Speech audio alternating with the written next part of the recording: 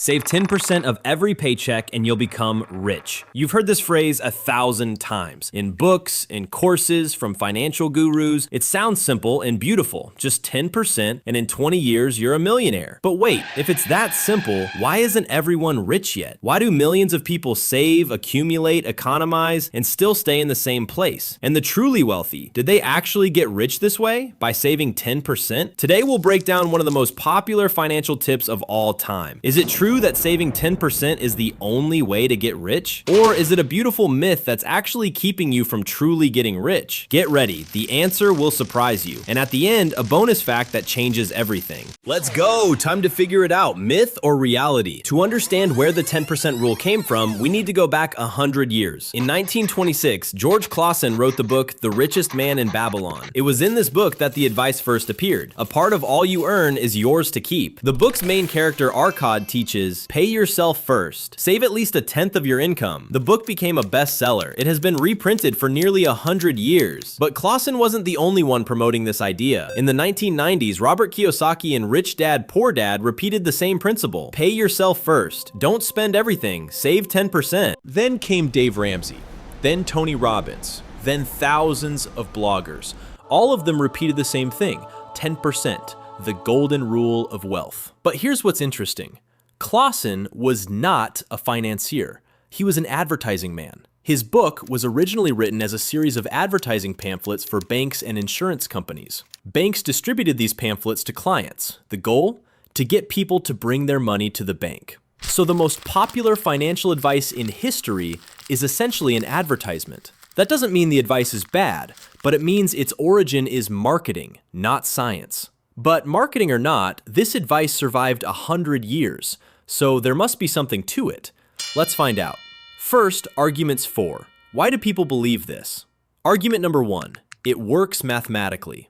Let's do the math. Let's say you earn $1,000 a month. 10%, that's $100. In a year, $1,200. In 10 years, $12,000 without interest. Now add compound interest. If you invest that money at 10% per year, in 30 years, your $100 a month will turn into over $200,000. $200,000 from $100 a month. Sounds like magic, right? Argument number 2, it forms a habit. And this is a very important point. Most people save nothing at all. Zero. Zilch. According to statistics, 56% of Americans can't cover an unexpected expense of $1,000. And for these people, even 10% is already a huge step forward. The 10% rule gives people a simple and clear plan. No complex strategies. Argument number 3, it creates a financial safety cushion. Lost your job? Car broke down? Got sick? The cushion saves you. Without a cushion, any crisis can drive you into debt. And debt is a trap. Argument number 4, Warren Buffett also started small. He bought his first stocks at 11 years old with pocket money. And people think if Buffett started small, then I just need to save a little bit too. Argument number 5, it builds discipline and changes your mindset. When you get used to saving, you start treating money differently. Instead of how to spend, you start thinking how to multiply. All these arguments sound convincing, and there's a grain of truth in them. But now we're about to turn everything upside down. Arguments against. And this is where the real truth about money begins. Counter argument number 1. Let's do the honest math. The average salary in Russia is about $700 a month. 10%, $70. $70 a month. Without investments, just in an account. In 10 years, $8,400. $8,000 in 10 years of strict saving. That's not wealth. That's not even a used car. And with inflation, your $8,000 in 10 years will be worth about $5,000 today. Inflation is the silent killer of savings. And for some reason, gurus forget to mention it. Counter argument number 2, 10% of a small income is peanuts. Imagine, 10% of 100 rubles, 10 rubles. That's not the path to wealth. The rule only works if your income is high enough. But gurus tell this to everyone equally, both to someone earning 100,000 and someone earning 10. Counter argument number 3, not a single billionaire got rich by saving 10%. Not a single one. Let's check. Jeff Bezos built Amazon in a garage. He didn't save 10% of his salary. Elon Musk invested all his money into his companies, risked everything. Mark Zuckerberg dropped out of Harvard and created a social network. They all got rich not by saving, but by creating value. Here's the key difference. Saving preserves money. Creating value generates money. Counter argument number 4. The 10% rule ignores the main factor, income growth. If you earn $1,000 and save $100, that's good. But if you increase your income to $5,000, 10% 10% is already 500. That's 5 times more at the same percentage. That's why increasing income is more important than the saving percentage. Counterargument number 5. Pinching pennies won't make you rich. Many people following this rule start cutting costs on everything: food, health, education. They cut spending on things that could increase their income: courses, books, health. This is the paradox of thrift. By saving on development, you doom yourself to a low income. Counterargument number 6. The rule ignores the context of life. Do you have a mortgage, loans, sick parents, 3 children? 10% for some? Easy. For others, impossible. Telling a poor person just save 10% is like telling a hungry person just don't think about food. Counterargument number 7. Thomas Stanley's study, The Millionaire Next Door. Stanley studied thousands of real millionaires, and you know what he found? Most of them were entrepreneurs. They didn't save. They built businesses. Yes, they were frugal, but their wealth came from business, not from a piggy bank. Counterargument number 8. The rule creates a false sense of security. People think, I'm saving 10%, so I must be on my way to wealth, and they stop doing what could actually change their financial situation. Learn something new? Why, I'm saving. Change jobs? Why, I'm saving. It's like sitting in a sinking boat and scooping water with a teaspoon instead of rowing to shore. Counterargument number 9. The formula for wealth isn't spend less, but earn more. Saving has a ceiling, income does not. You can't save more than you earn, but earning more, that's limitless. So we've examined both sides. Time to deliver the verdict. Our verdict? Myth. But with important caveats. Let's break it all down clearly. The claim saving 10% is the only way to get rich is a myth. It's not the only way, and for most people, not the most effective one. But, and this is an important but, saving money as a habit is good. Saving is better than not saving. That's indisputable. But calling it the only path to wealth is dishonest and dangerous because it gives people false hope and distracts from real wealth building strategies. The real path to wealth is a combination of several factors. First, increase your income. That's more important than any saving percentage. Second, invest. Don't just save. Money should work for you. Third, develop skills. Your main asset is yourself. Fourth, create income sources. Not one, several. And fifth, yes, save. But don't think that's the only thing you need to do. And now the promised bonus fact that will turn your understanding of money upside down. Do you know what all people who actually got rich have in common? Not 10%, not saving, not living on scraps. They all shared one thing. They increased the gap between income and expenses. Not by cutting expenses to zero, but by raising income to the sky. Here's the real wealth formula. Earn more, spend wisely, invest the difference. And here's the most shocking part. A Federal Reserve study showed 70% of wealthy people earned their fortune in the first generation. Didn't inherit, didn't receive as a gift, earned. And their main secret isn't a piggy bank. It's the ability to create value and solve problems. Here's another killer fact. If Warren Buffett had simply saved 10% of his salary, he'd have about $100,000. But he invested, and his fortune is over $130 billion. The difference is 1,000,000 times. That's what investing versus just saving means. And one last fact that will definitely hook you. In Japan, there's a concept called ikigai, the meaning of life. When you find the intersection of what you love, what you're good at, what the world needs, and what you can be paid for, money comes naturally. Not through a piggy bank, but through the value you create. That's the real secret of wealth. Not 10%, but creating value. Let's sum up our investigation. Saving 10% the only way to get rich? Myth. Is saving useful? Yes, but it's just one brick in the foundation of wealth. Focus on income growth, investment, skills, and creating value. And remember, wealth is not a number in the bank. It's freedom of choice. Freedom to do what you love. Freedom to not depend on a single paycheck. And that comes not from a piggy bank, but from your decisions, actions, and willingness to grow. If you enjoyed this investigation, like the video and subscribe. Every week we debunk myths that hold you back. Write in the comments, do you save 10%? And has it helped? And which financial myth should we investigate